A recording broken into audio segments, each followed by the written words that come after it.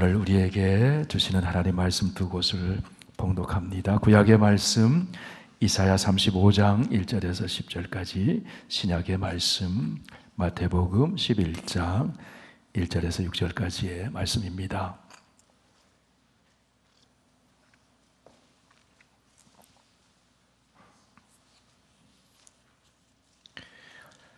구약 성경 1008쪽에 있습니다. 이사야 35장 1절에서 10절까지 이 계시의 하나님 말씀을 봉독할 때 하나님의 음성을 들으실 수 있기를 바랍니다. 광야와 메마른 땅이 기뻐하며 사막이 백합화같이 피어 즐거워하며 무성하게 피어 기쁜 노래로 즐거워하며 레바논의 영광과 갈멜과 사론의 아름다움을 얻을 것이라.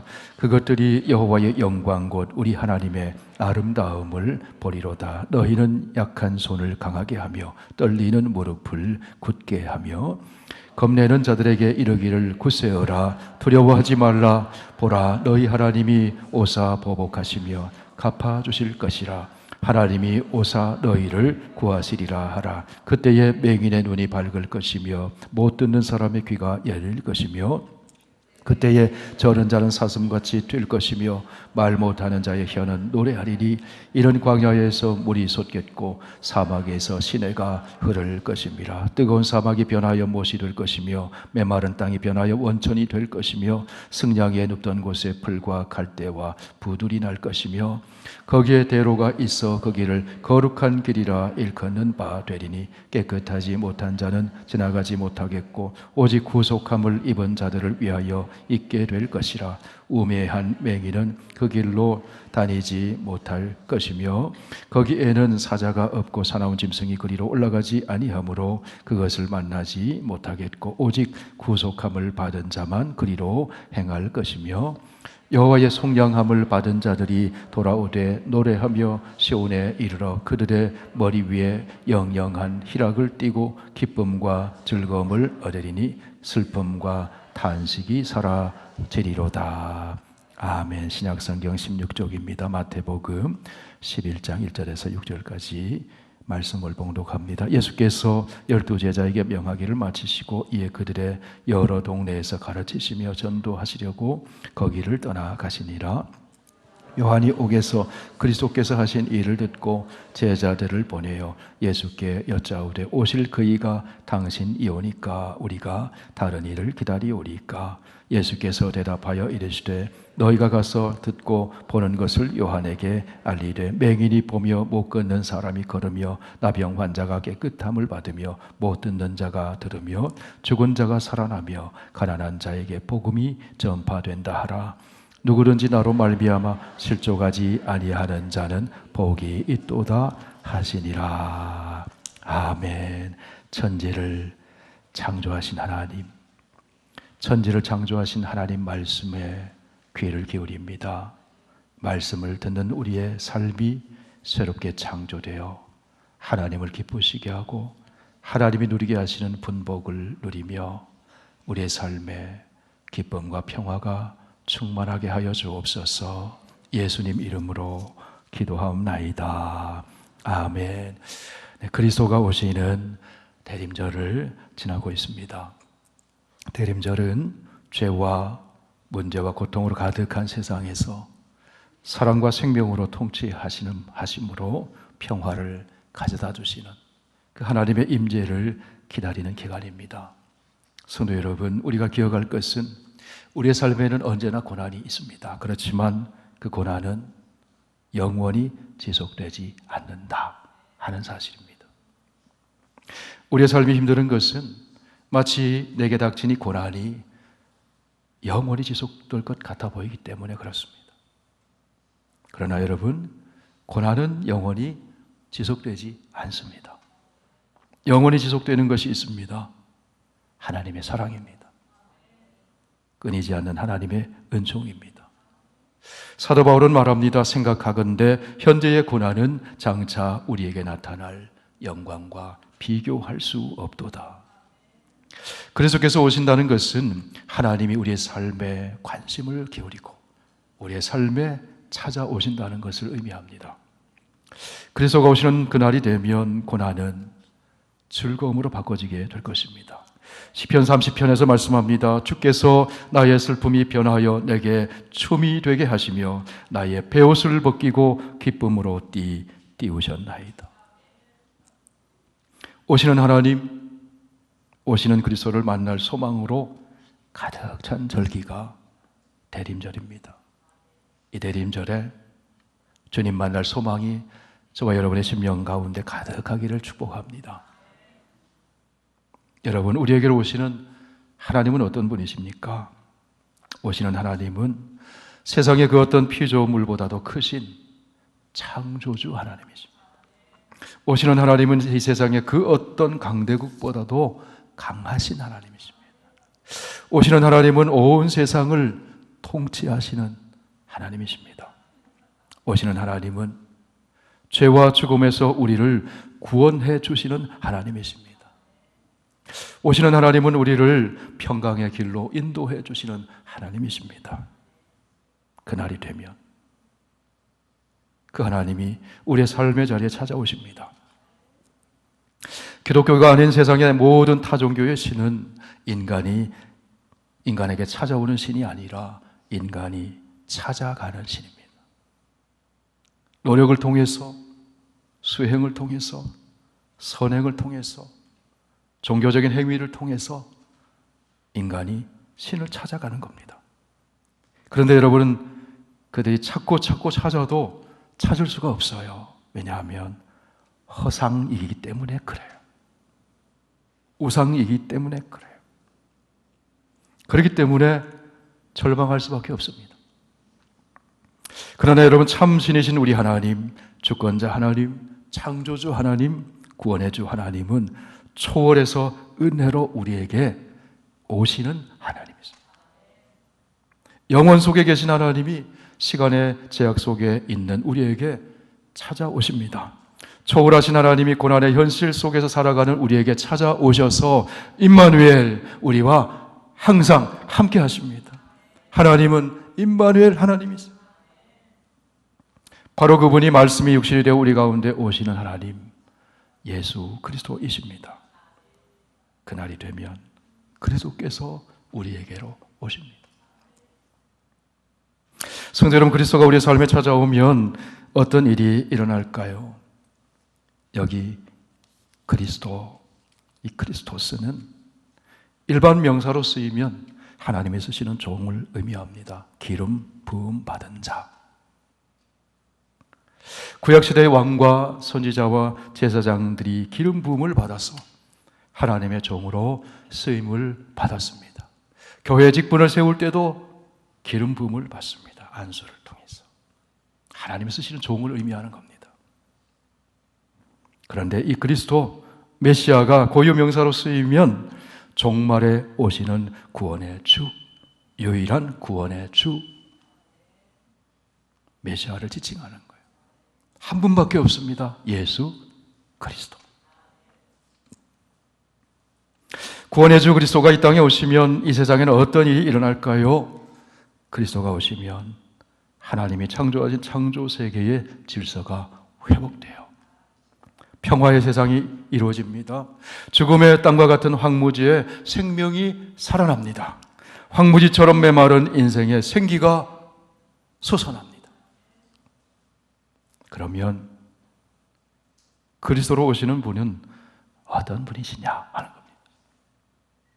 바울이 전하는 복음의 말씀인 로마서에 보면 예수 그리스도에 대해서 이렇게 말씀을 하고 있습니다. 이 복음은 하나님이 선지자를 통하여 그의 아들에 관하여 성경에 미리 약속하신 것이라. 그의 아들에 관하여 말하면 육신으로는 다윗의 혈통에서 나셨고 성결의 영으로는 죽은 자들 가운데서 부활하사 능력으로 하나님의 아들로 선포되셨으니 곧 우리 주 예수 그리스도시니라. 성육신하신 메시아 예수 그리스도는 육신으로는 다윗의 혈통에서 나셨다.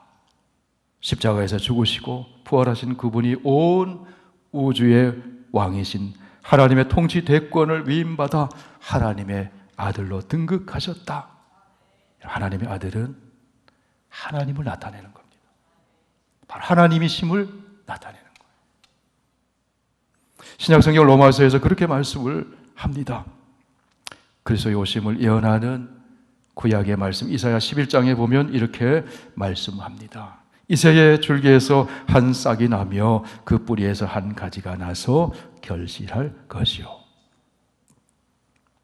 이새의 줄기 그루터기에서 한 싹이 난다. 이새의 뿌리에서 한 싹이 난다.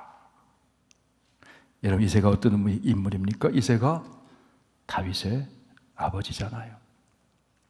이새의 줄기에서 한 싹이 난다는 것은 육신적으로는 예수 그리스도께서 이새의 아들 다윗의 자손으로 이 땅에 오신다는 것입니다. 바울이 전하는 복음과 일치하는 겁니다. 이새의 뿌리에서 한 가지가 난다는 것은 예수 그리스도가 사실은 이새보다 다윗보다 더 앞선 뿌리요 근본이 되시는 창조주 하나님이심을 나타내는 겁니다. 그리스도의 오심에 대하여 하나님께서는 이새의 뿌리에서 한 싹이 나서 장차 열매를 맺게 될 것이라고 그렇게 말씀을 합니다. 그리스도의 오심을 이사야 선지자가 살던 시대적 상황에 비추어서 말씀해 주시는 거예요. 이사야가 예언하던 시대는 이스라엘이 남과 북으로 나뉘어져 있었습니다. 절망적인 시대였습니다. 북이스라엘의 베가 왕과 아람의 르신 왕은 초강대국 아수르에 맞서기 위해서 남유다를 전쟁에 끌어들이려고 유다로 진격해 오고 있었습니다. 남유다의 아하스 왕은 공격해오는 동맹군에서 벗어나기 위해서 초강대국 아수르의 종을 자처합니다. 그때 이사야 선지자는 왕이 아수르의 종이 되지 않아도 하나님께서 유다를 보호해 주실 것이라고 말합니다. 도울 힘이 없는 인생, 도울 힘이 없는 강대국이 아니라 하나님 의지하라는 겁니다. 그러면서 이렇게 말씀을 선포합니다. 주께서 친히 징조를 주실 것이니라. 처녀가 잉태하여 아들을 낳을 것이요 그의 이름을 임마누엘이라 하리라. 임마누엘, 우리 곁에 오셔서 함께 계시는 그 하나님 의지하라는 겁니다. 이사야 10장에 보면은 아수르는 빽빽한 숲과 같다. 빽빽한 숲처럼 강하다는 거죠. 힘이 있다는 거예요. 아수르가 빽빽한 숲과 같다면 그 당시에 유다는 어떤 나무와 같았을까요? 이새의 줄기에서 한 싹이 나며 그루터기밖에 남지 않는 그 이새의 줄기에서 한 싹이 나며 그 뿌리에서 한 가지가 결실하실 것이요. 빽빽한 숲과 같은 아수르에 비하면 유다는 그루터기밖에 남지 않은 그런 줄기에서 한 싹이 난다.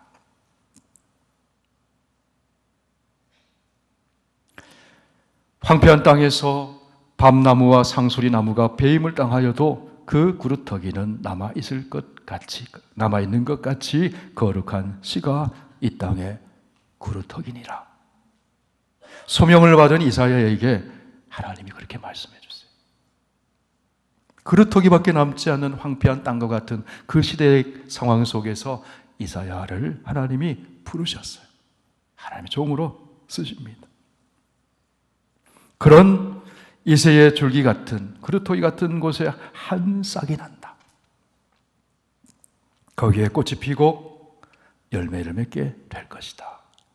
다 잘려나가고 그루터기밖에 남아있지 않은 그 절망스러운 나무처럼 보이는 그 유다의 현실 가운데, 우리의 삶의 현실 가운데서 하나님이 희망을 보여주는 겁니다. 그 희망은 궁극적으로는 거룩한 씨 다윗의 자손으로 오시는 종말의 구원자 그리스도 예수 그리스도를 말씀하는 거예요. 다 잘려나가도 그루터기밖에 뿌리밖에 남아있지 않는 나무처럼 절망적인 현실 가운데 살아가는 사람들에게 구원의 주 예수 그리스도가 오셔서 치유하시고 회복하시고 구원하신다는 거예요.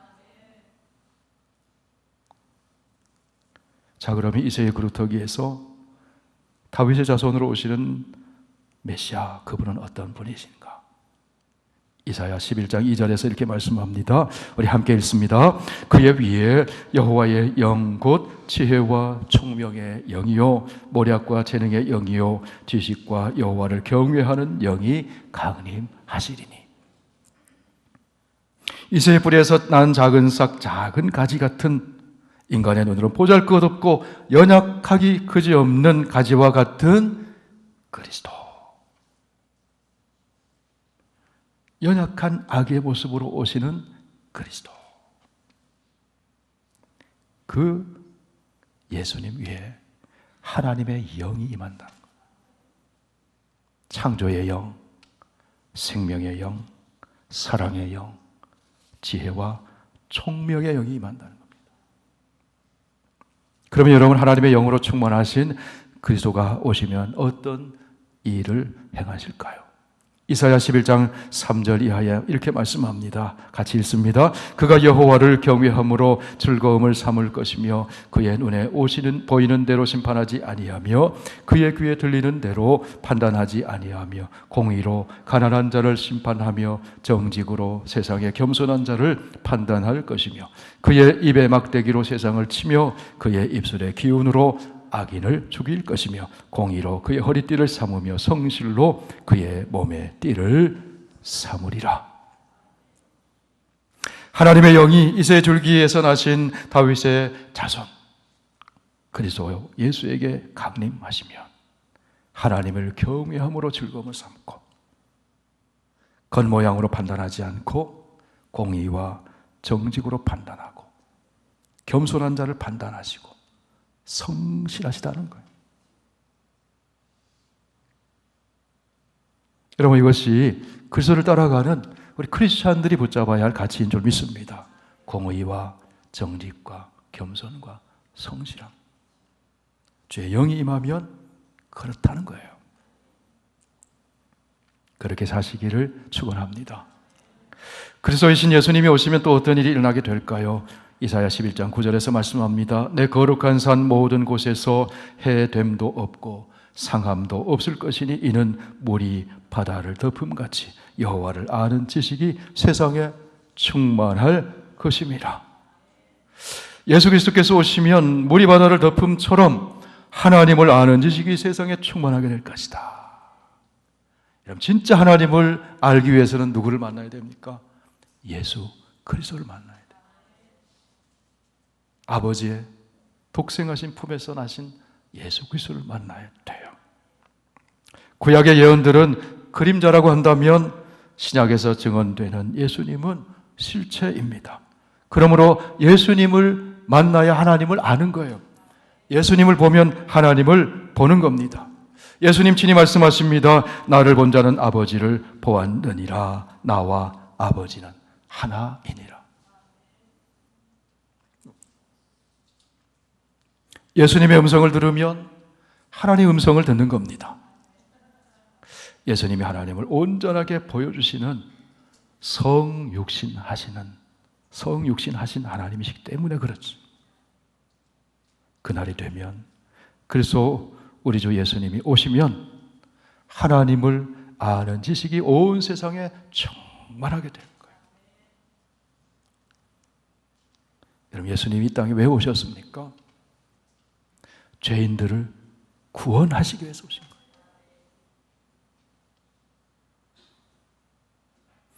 죄인들을 구원하시기 위해서 오시는 그리스도를 통해서 우리는 하나님의 공의와 사랑을 알게 돼요. 자, 그럼 여러분, 그리스도가 오셔서 공의로, 사랑으로, 정직으로 다스리면 어떤 세상이 펼쳐질까요? 이사야 11장 6절 이하의 말씀 읽습니다.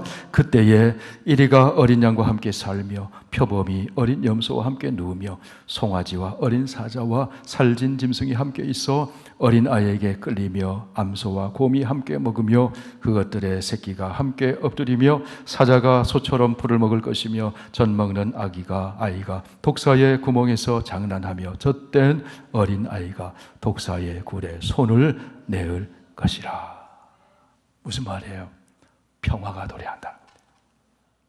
더불어 함께 살게 된다는 겁니다. 약육강식 적자생존의 질서가 아니라 평화의 질서, 새 창조의 질서가 펼쳐지게 된다는 겁니다. 샬롬의 세상이 이루어진다는 겁니다. 누가 오시면? 그리스도 예수 주님이 오시면 주님을 만나면.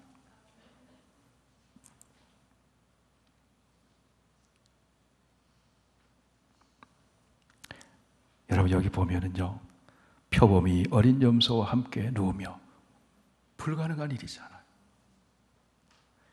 이렇게 바꿔 읽을 수도 있습니다. 이해하고 들으십시오. 시어머니와 며느리가 함께 누우며 주님을 만나며 새 창조의 질서가, 평화의 질서가 펼쳐진다는 거예요. 줄기도 꺾이고 가지도 부러지고 그루터기밖에 뿌리밖에 남아있지 않은 것처럼 황폐한 곳에서부터 새로운 시작이 펼쳐진다는 거예요. 하나님께서 거기서부터, 남아있는 거기서부터 새 일을 행하신다는 겁니다. 사랑하는 성도 여러분, 줄기가 꺾이고 가지가 부러진 나무 같은 상황에 처한 분이 혹시 계신가요? 거기서부터 하나님은 새 일을 시작하십니다. 뿌리밖에 남아있지 않은 절망스러운 형편에 계신 분이 있습니까? 거기서부터 하나님은 새로운 창조의 역사를 펼쳐가십니다. C.S. 루이스가 이런 말을 합니다. 하나님께서는 때로 우리에게 어려움을 주신다. 이 땅에 영원히 살 것이 아니라는 것을 깨닫게 하기 위해서. 어려움이 있어야 천국이 소망이 되잖아요. 세상에서 영원히 살 것 같으면 새로운 희망이 필요가 없는 거잖아요. 그런데 이 땅은 고난이 있어요. 어려움이 있습니다. 그렇기 때문에 새로운 희망이 필요한 거예요. 그 새로운 희망이 무엇일까요? 우리에게 오시는 임마누엘 하나님, 예수 그리스도의 오심. 오늘 읽은 구약의 말씀 이사야 35장은 새로운 희망으로 가득 찬 구원의 시대가 도래할 것이다. 그것을 선포해 줍니다. 1절과 2절 같이 읽습니다. 광야와 메마른 땅이 기뻐하며 사막이 백합화 같이 피어 즐거워하며 무성하게 피어 기쁜 노래로 즐거워하며 레바논의 영광과 갈멜과 사론의 아름다움을 얻을 것이라. 그것들이 여호와의 영광 곧 우리 하나님의 아름다움을 보리로다. 계속 읽습니다. 그때에 맹인의 눈이 밝을 것이며 못 듣는 사람의 귀가 열릴 것이며 그때에 저는 자는 사슴같이 될 것이며 말 못하는 자의 혀는 노래하리니 이런 광야에서 물이 솟겠고 사막에서 시내가 흐를 것임이라. 앞 못 보는 맹인에게 희망이 무엇일까요? 보는 거잖아요. 듣지 못하는 사람의 희망이 뭘까요? 듣는 거잖아요. 걷지 못하는 사람의 희망이 뭘까요? 사슴처럼 뛰는 거잖아요. 말 못하는 사람의 희망이 무엇일까요? 노래하는 거잖아요. 광야에서 물이 솟겠고 사막에서 시내가 흐를 것입니다. 희망. 계속해서 7절 읽습니다. 뜨거운 사망이 변하여 못이 될 것이며 메마른 땅이 변하여 원천이 될 것이며 승냥이 위에 눕던 곳에 풀과 갈대와 부들이 날 것이며. 광야와 메마른 땅이 아름다운 꽃으로 피어납니다. 그래서 기쁨이 충만해집니다. 사막이 꽃을 피우고 환성을 지르며 노래합니다. 생물이 살 수 없는 땅에 생물이 자라납니다. 죽음이 지배하던 땅이 즐거움과 기쁨의 땅으로 바뀌어집니다. 그날이 되면, 그리스도가 오시면 척박한 환경 가운데 두려움에 떨고 사는 자들에게 하나님이 오셔서 구원을 베풀어 주세요. 생명을 잃어버린 황폐한 땅이 생명의 땅으로 바뀝니다. 황폐한 땅과 같은 우리의 인생이 생명으로 충만한 인생이 된다는 거예요. 광야와 사막에서 물이 터져나와 강물이 흐르고 뜨거운 모래밭에 연못이 생기고 메마른 땅이 샘터가 되고 승냥이가 살던 황무지에 갈대와 푸들이 자라납니다. 마치 애굽의 그 나일강의 삼각류처럼 갈대와 푸들이 많이 자라는 것처럼 그렇게 생명이 막 솟아난다는 거예요. 비옥한 곡식 창고가 된다는 거예요. 비유적인 표현이죠. 더 이상 슬픔과 단식이 없는 그리스도와 함께 살아가는 구원의 시대가 온다는 겁니다. 여러분, 그날의 시작이 성탄절이죠. 성도 여러분, 어떻게 메마른 땅에 살면서 백합화로 가득 덮인 희망의 노래를 부를 수 있을까요?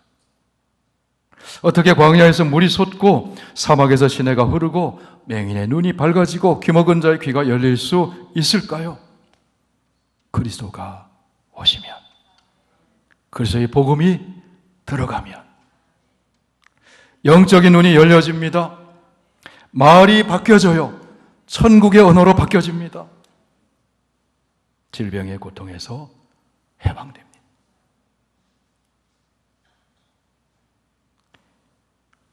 그리스도이신 예수님이 오셔서 하신 일이 그런 일이었습니다.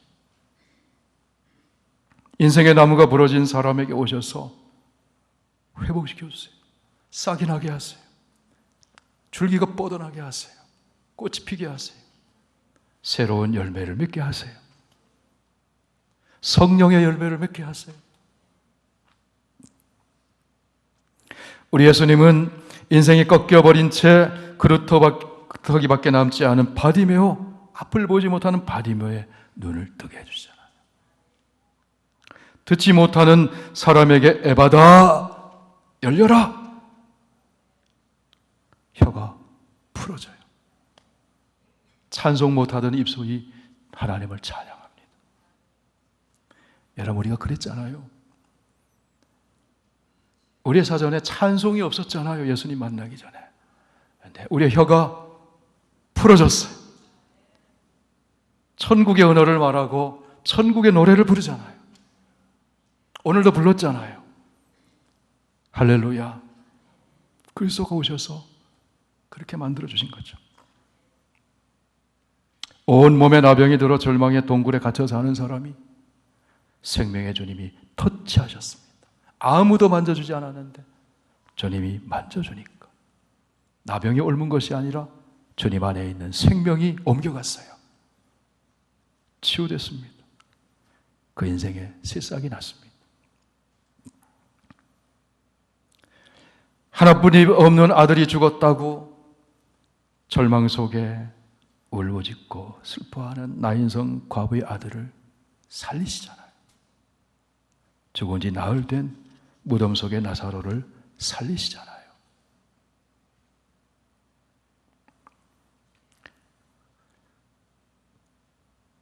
분봉왕 헤롯이 동생의 아내를 헤로디아를 취했습니다. 그것이 옳지 않았습니다. 세례 요한이 그거 얘기했습니다. 정의를 외쳤습니다. 그거 옳지 않은 일입니다. 그러자 헤롯이 요한을 감옥에 가뒀습니다. 목베어 죽입니다. 죽음을 직감한 세례 요한이 제자들을 예수님께 보내서 묻습니다. 오실 그분이 당신이십니까? 예수님이 이렇게 대답해 주십니다. 오늘 읽은 마태복음 11장 4절 5절 같이 읽습니다. 예수께서 대답하여 이르시되 너희가 가서 듣고 보는 것을 요한에게 알리되 맹인이 보며 못 듣는 사람이 걸으며 나병 환자가 깨끗함을 받으며 못 듣는 자가 들으며 죽은 자가 살아나며 가난한 자에게 복음이 전파되라 해라. 오실 그분이 당신입니까? 여러분 같으면 어떻게 대답하시겠어요? 맞다 이렇게 대답할 거 아니야, 예수님이라면.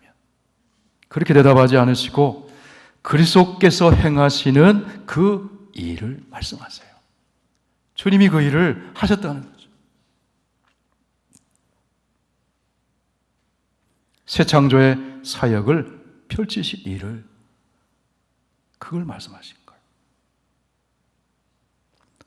이런 그리스도의 복음이 들어가면 고통받고 있는 피조물이 회복됩니다. 인생이 치유됩니다.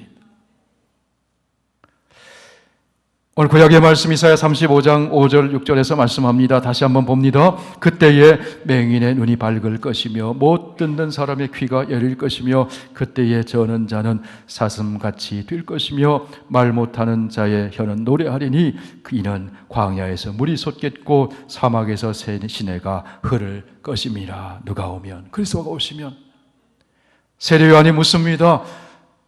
그리스도가 오시면 이런 일이 일어난다고 하는데 당신이 오실 그분입니까? 예수님 말씀하시죠. 너희는 가서 듣고 보는 것을 알려라. 맹인이 보며 못 끄는 자가 걸으며 나병한 자가 깨끗함을 받는다.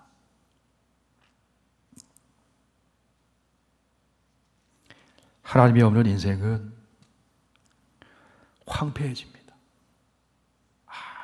아무리 화려하게 치장을 해도 그 인생은 황폐합니다. 황무지 같은 인생입니다. 죄 속에서 뒹굴며 삽니다. 그러나 성육신하신 하나님 예수 그리스도를 만나면 황무지와 같은 인생에 냇물이 흐르게 됩니다. 그 인생이 치유되고 회복되고 생명으로 풍성해집니다. 도둑이 오는 것은 죽이고 멸망시키고 빼앗는 거지만 인자가 온 것은 양으로 생명을 얻게 하되 풍성히 얻게 하는 것이다.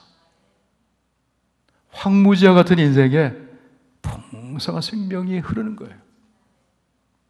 그게 구원의 삶이죠.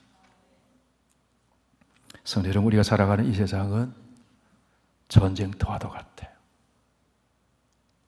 가장 치열한 전쟁터는 우리의 마음이잖아요. 하나님을 모르는 삶의 자리, 그리스도를 모시지 않는 삶의 자리는 전쟁터와 같아요. 평화가 없어요. 참된 기쁨이 없습니다. 그러나 그날이 되면, 그리스도께서 오시면, 그리스도께서 우리의 마음을 통치하시고, 그리스도께서 우리의 가정을 통치하시고, 그리스도께서 우리의 공동체를 통치하시면 모든 삶의 자리는 평화의 자리로 바뀝니다. 기쁨의 동산으로 바뀌어집니다. 생명의 주 그리스도께서 통치하시면 황무지 같은 인생에 생명의 시내가 흐르게 됩니다.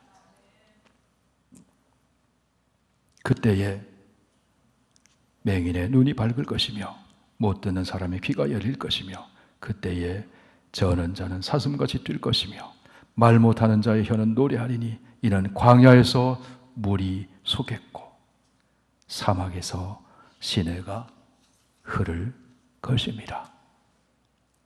사랑하는 성도 여러분, 우리가 그리스도의 오심을 기다립니다. 구약의 성도들은 그렇게 기다렸어요. 그러나 그 그리스도께서 이미 2000년 전에 오셨습니다. 오늘도 우리의 삶의 자리에 와 계십니다. 그분이 바로 임마누엘 하나님이십니다.